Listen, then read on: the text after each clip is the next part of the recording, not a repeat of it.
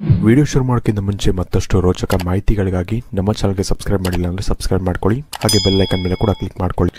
ನಮಸ್ಕಾರ ಗೆಳೆಯರೆ, divine Kannada YouTube ಚಾನಲ್ಗೆ ನಿಮಗೆ ಸ್ವಾಗತ. ಗೆಳೆಯರೆ, ಮೊದಲನೇದಾಗಿ ನೀವು ಈ ಒಂದು ವಿಡಿಯೋನ ನೋಡ್ತಾ ಇದ್ದೀರಾ ಅಂದರೆ ನಿಜವಾಗ್ಲೂ ನಿಮಗೆ ಅದೃಷ್ಟ ಅನ್ನೋದು ನಿಮಗೆ ಕಾದಿದೆ ಅಂತಲೇ ಹೇಳ್ಬೋದು. ಯಾಕೆ ಅಂದರೆ ಈ ಒಂದು ನಂಬರ್ ನಿಮ್ಮ ಸ್ಕ್ರೀನ್ ಮೇಲೆ ಏನು ಕಾಣಿಸ್ತಾ ಇದೆ, ಹಾಗೆ ನೀವು ತಮ್ಲೈನಲ್ಲೂ ಕೂಡ ನೋಡಿರ್ತೀರ, 1176. ಯೂಶ್ವಲಿ ನೀವು 1111 ನಂಬರ್ ಬಗ್ಗೆ ಕೇಳಿರ್ತೀರ, ಏಂಜಲ್ ನಂಬರ್ ಅಂತ. ಈಗ ತುಂಬ ಪ್ರತಿಷ್ಠೆಯಲ್ಲಿ ಬರ್ತಿರುವಂಥ ಒಂದು ಏಂಜಲ್ ನಂಬರ್ ಅಂದರೆ 1176. ಈ ನಂಬರ್ ಅನ್ನೋದು ತುಂಬ ಕಡಿಮೆ ಜನಕ್ಕೆ ಕಾಣೋಕ್ಕೆ ಸಿಗುತ್ತೆ. ಅಂದರೆ ತುಂಬ ಈ ರೀತಿ ಒಟ್ಟಿಗೆ ನಿಮಗೆ ತುಂಬ ಕಡಿಮೆ ನಿಮಗೆ ಕಾಣ್ಬೋದು. ಅಂದರೆ ನೀವು 1111 ಈ ನಂಬರನ್ನು ನೀವು ನಾರ್ಮಲಿ 1111 ಅನ್ನೋ ಟೈಮಲ್ಲಿ ನೋಡಿರ್ಬೋದು. ಬಟ್ ಈ ಒಂದು ನಂಬರು 1176 ಅನ್ನೋದು ಒಟ್ಟಿಗೆ ಇರೋದನ್ನು ನೀವು ತುಂಬ ಕಡಿಮೆ ನೋಡಿರ್ತೀರ. ಈ ಒಂದು ಕಾರಣದಿಂದಾಗಿ ಈ ಒಂದು ನಂಬರ್ ಏನಿದೆ ಇದು ತುಂಬ ಒಂದು ಲಕ್ಕಿ ಅಂತ ಹೇಳಲಾಗುತ್ತೆ. ಹಾಗೆ ಈ ಒಂದು ನಂಬರ್ ನಿಮಗೆ ಕಾಣಿಸ್ತಾ ಇದೆ ಅಂದರೆ ತುಂಬ ಒಂದು ದೊಡ್ಡ ಮಟ್ಟದ ಒಂದು ಅದೃಷ್ಟ ಅಂತ ಹೇಳೋದಾಗುತ್ತೆ. ಈ ಒಂದು ಕಾರಣದಿಂದಾಗಿ ಈ ಒಂದು ನಂಬರ್ ಬಗ್ಗೆ, ಈ ಒಂದು ನಂಬರ್ ನೀವು ನೋಡ್ತಾ ಇದ್ದೀರಾ, ಈ ಒಂದು ನಂಬರ್ ನಿಮಗೆ ಕಾಣಿಸ್ತಾ ಇದೆ ಅಂತ ಹೇಳಿದ್ರೆ ಅದರಿಂದ ನಿಮಗೆ ಯಾವ್ಯಾವೆಲ್ಲ ಲಾಭಗಳು ಸಿಗುತ್ತೆ, ಯಾವ ರೀತಿಯಾದಂಥ ಒಂದು ಅದೃಷ್ಟ ಒಂದು ನಿಮ್ಮ ಜೀವನದಲ್ಲಿ ಬರುತ್ತೆ, ಎಲ್ಲವನ್ನು ಕೂಡ ನಾನು ಇವತ್ತಿನ ಈ ಒಂದು ವಿಡಿಯೋ ಮುಖಾಂತರ ನಿಮಗೆ ತಿಳಿಸ್ಕೊಡ್ತಾ ಇದ್ದೀನಿ.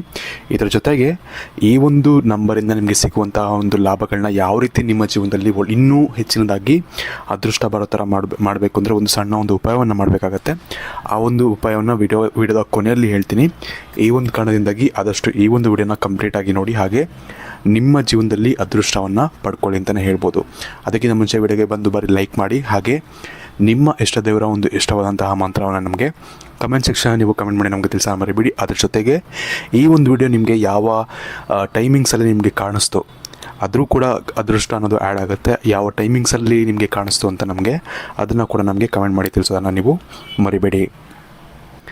ಗೆಳೆಯರೆ, ಶುರು ಮಾಡೋದಾದರೆ ವಿಡಿಯೋನ ನೋಡ್ತಾ ಇದ್ದಾರೆ ಅಂದರೆ ನಾನು ಮುಂಚೆನೇ ಹೇಳಿದಾಗೆ ಈ ಒಂದು ವಿಡಿಯೋ ನಿಮಗೆ ಅಟ್ಲೀಸ್ಟ್ ಫೀಡಲ್ಲಿ ಬಂತು, ಯೂಟ್ಯೂಬ್ ಓಪನ್ ಮಾಡಿದಾಗ ನಿಮಗೆ ಬಂತು ಅಥವಾ ನೋಟಿಫಿಕೇಷನಲ್ಲಿ ಬಂತು ಅಂದರೆ ನೀವು ತುಂಬ ಅದೃಷ್ಟವಂತರು ಅಂತಲೇ ಹೇಳ್ಬೋದು. ಯಾಕೆ ಅಂದರೆ 1176 ಅನ್ನೋದು ತುಂಬ ಒಂದು ವಿಶೇಷವಾದಂತಹ ಒಂದು ನಂಬರ್ ಅಂತಲೇ ಹೇಳ್ಬೋದು. ಯೂನಿವರ್ಸ್ಗೆ ತುಂಬ ಬೇಗ ಕನೆಕ್ಟ್ ಆಗುವಂಥ ಒಂದು ನಂಬರ್ ಅಂತ ಕೂಡ ಹೇಳಲಾಗುತ್ತೆ.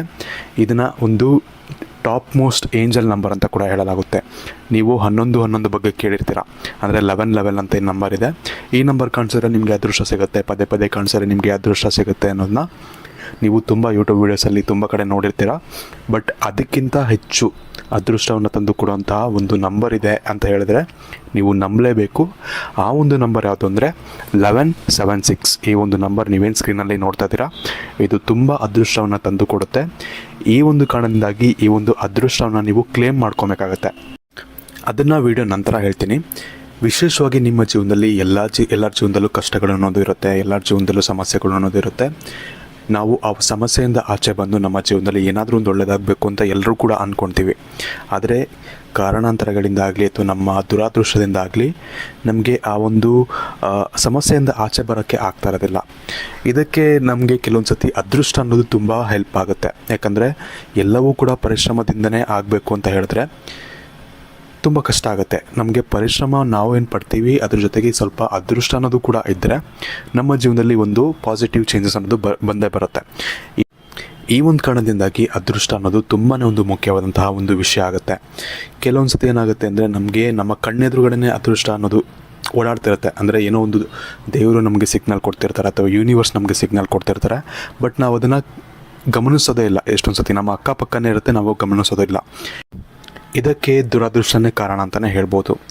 ವಿಶೇಷವಾಗಿ ಕೆಲವೊಂದು ಸತಿ ಏನಾಗುತ್ತೆ ಅಂದರೆ ನಮ್ಮ ಅದೃಷ್ಟ ಚೆನ್ನಾಗಿದ್ರೂ ಕೂಡ ನಮ್ಮ ಒಂದು ರಾಶಿ ಫಲಗಳು ಅಥವಾ ನಮ್ಮ ಒಂದು ಗ್ರಹ ಸ್ಥಿತಿಗಳು ಇದರಲ್ಲಿ ಕೆಲವೊಂದು ಸತಿ ತೊಂದರೆ ಇರುತ್ತೆ. ಈ ಒಂದು ಕಾರಣದಿಂದಾಗಿ ನಿಮ್ಮ ಜಾತಕ ಏನಾದರೂ ಇಲ್ಲ ಅಂದರೆ ಮೊದಲು ಜಾತಕ ಮಾಡಿಸ್ಕೊಂಡು ಅದನ್ನು ನೀವು ತುರಿತ ಜ್ಯೋತಿಷಿಗಳ ಹತ್ರ ನೀವು ಹೋಗಿ ತೋರಿಸ್ಕೊಂಡು ನಿಮ್ಮ ಒಂದು ಗ್ರಹ ಸ್ಥಿತಿ ಹೇಗಿದೆ ಅಂತ ನೀವು ತಿಳ್ಕೊಬೋದು. ಹಾಗಾಗಿ ಕೇವಲ 299 ರೂಪಾಯಿಗೆ ಯಾವ ರೀತಿ ನೀವು ನಿಮ್ಮ ಒಂದು ಜಾತಕವನ್ನು ತರಿಸ್ಕೊಬೋದು ಅಥವಾ ಜಾತಕವನ್ನು PDF ಮುಖಾಂತರ ನಿಮಗೆ ಸೆಂಡ್ ಮಾಡಿಸ್ಕೊಬೋದು. ಅದನ್ನು ಮುಂದೆ ಒಂದು ಚಿಕ್ಕ ಒಂದು ಜಾಹೀರಾತು ಬರುತ್ತೆ ನಿಮಗೆ, ಅದನ್ನು ಫಾಲೋ ಮಾಡಿಕೊಂಡು ನೀವು ಜಾತಕವನ್ನು ತರಿಸ್ಕೊಳ್ಳಿ. ನಿಮಗೆ ಅದರಿಂದ ಸಾಕಷ್ಟು ಹೆಲ್ಪ್ ಆಗುತ್ತೆ. ಅದಾದ ನಂತರ ನಿಮಗೆ ನಾನು ಈ ಒಂದು ಉಪಾಯ ನಾನೇನು ಹೇಳಿದೆ ಅದನ್ನು ಹೇಳ್ತೀನಿ.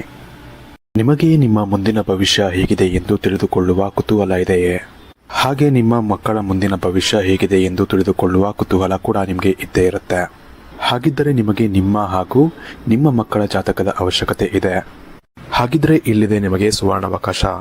ಡಿವೈನ್ ಕನ್ನಡ ವತಿಯಿಂದ 499ಕ್ಕೆ ಸಿಗುವಂತಹ ಕಂಪ್ಲೀಟ್ ಜಾತಕ ನಿಮಗೆ ಕೇವಲ 299 ರೂಪಾಯಿಗೆ ಸಿಗ್ತಾ ಇದೆ.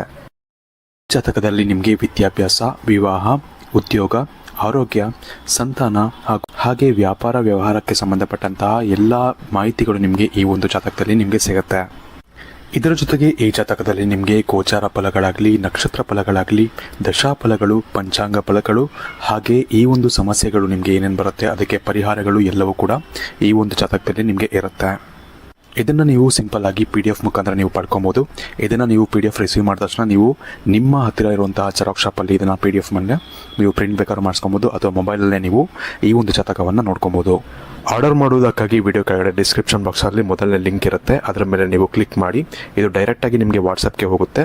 ಅಲ್ಲಿ ನೀವು ಹೋಗಿ ನಿಮ್ಮ ಹೆಸರು, ನಿಮ್ಮ ಜನ್ಮ ದಿನಾಂಕ, ಹುಟ್ಟಿದ ಸಮಯ, ಹುಟ್ಟಿದ ಊರಿನ ಜಿಲ್ಲೆಯನ್ನು ವಾಟ್ಸಪ್ ಮುಖಾಂತರ ನಮಗೆ ಸೆಂಡ್ ಮಾಡಿ ನಂತರ ನಿಮಗೆ ಕೇವಲ 2 ದಿನಗಳಲ್ಲಿ ನಿಮಗೆ PDF ಮುಖಾಂತರ ನಿಮ್ಮ ಜಾತಕವನ್ನು ನೀವು ಪಡ್ಕೊಬೋದು. 60ರಿಂದ 70 ಪುಟಗಳು ಕೂಡ ಈ ಒಂದು ಜಾತಕದಲ್ಲಿ ಇರುತ್ತೆ. ಇದ್ರೆ ಮಿಸ್ ಮಾಡದೆ ಆರ್ಡರ್ ಮಾಡಿ. ಹಾಗೆ ನಿಮ್ಮ ಭವಿಷ್ಯದಲ್ಲಿ ನಡೆಯುವಂತಹ ಎಲ್ಲ ವಿಷಯಗಳನ್ನ ಮುಂಚೆನೇ ನೀವು ತಿಳಿದುಕೊಳ್ಳಿ. ಗೆಳೆಯರೆ, ವಿಶೇಷವಾಗಿ ನೀವು ಈ ಒಂದು ನಂಬರ್ ನಿಮಗೆ ಕಾಣ್ತಾ ಇದೆ ಅಂದರೆ ಅದನ್ನು ನೀವು ಕ್ಲೇಮ್ ಮಾಡ್ಕೊಬೇಕು ಅಂದರೆ ಏನು ಮಾಡಬೇಕು ಅಂದರೆ ಈ ಒಂದು ಸಣ್ಣ ಉಪಾಯವನ್ನು ನೀವು ಮಾಡಬೇಕಾಗತ್ತೆ. ಏನು ಮಾಡಬೇಕು ಅಂದರೆ ಒಂದು ಪೇಪರಲ್ಲಿ ನೀವೇನು ಮಾಡಬೇಕು ಅಂದರೆ ಯೂನಿವರ್ಸ್ಗೆ ಥ್ಯಾಂಕ್ ಮಾಡಬೇಕಾಗತ್ತೆ. ಅಂದರೆ ಯೂನಿವರ್ಸ್ಗೆ ಧನ್ಯವಾದಗಳನ್ನ ಹೇಳಬೇಕಾಗತ್ತೆ. ಅದಕ್ಕಿಂತ ಮುಂಚೆ ಧನ್ಯವಾದಗಳನ್ನ ಹೇಳೋಕ್ಕಿಂತ ಮುಂಚೆ ನೀವೇನು ಮಾಡಬೇಕು ಅಂದರೆ ಒಂದು ಪೇಪರ್ ತೊಗೊಳ್ಳಿ. ಒಂದು ಪೇಪರ್ ತೊಗೊಂಡು ಒಂದು ಸ್ವಲ್ಪ ದೊಡ್ಡದಾಗಿರೋಂಥ ಒಂದು ಪೇಪರ್ನ ತೊಗೊಳ್ಳಿ.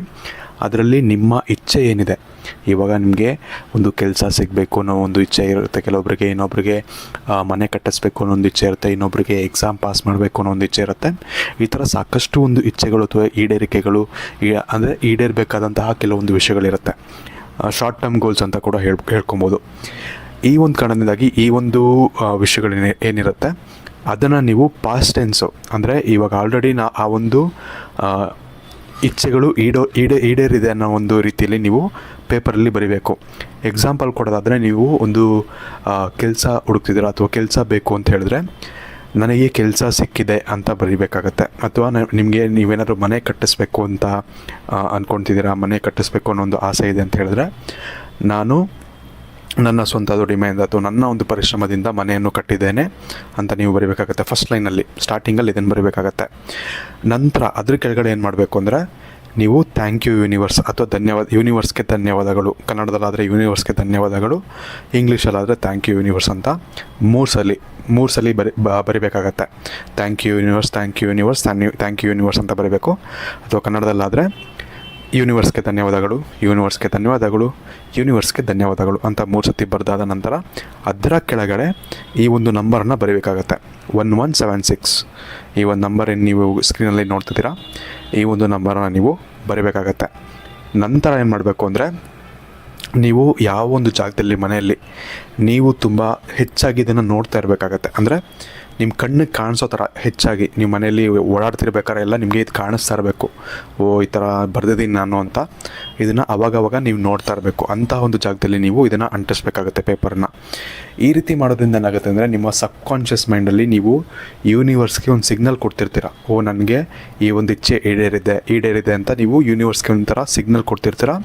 ಈ ಕಾರಣದಿಂದಾಗಿ ಆ ಒಂದು ಯೂನಿವರ್ಸ್ ಏನು ಮಾಡುತ್ತೆ ಅಂದರೆ ಆ ಒಂದು ಇಚ್ಛೆಯನ್ನು ನಿಮಗೆ ಆದಷ್ಟು ಬೇಗ ಈಡೇರಿಸಬೇಕು.